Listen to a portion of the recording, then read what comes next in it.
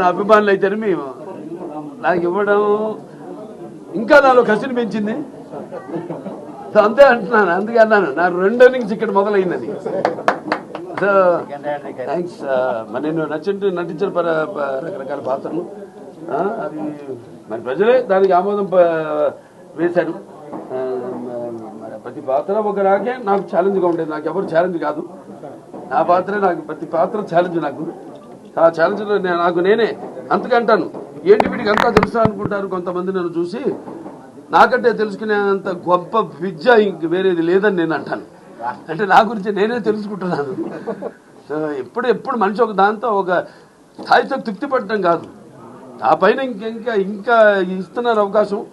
దాన్ని ఇంకా ఎలా మనల్ని మనం పదును పెట్టుకోవాలి అన్న ఒక తపన ఉండాలి. ఆ తపనే నన్ను నడిపిస్తుంది. అదే పుణ్య దంపతుల అమ్మగారు నాన్నగారు ఆశీస్సులు, ఆ కళమ్మ తల్లి ఆశీస్సులు, ప్రేక్షక దేవుల ప్రోత్సాహం. తప్పకుండా అండి, వస్తుంది కూడా.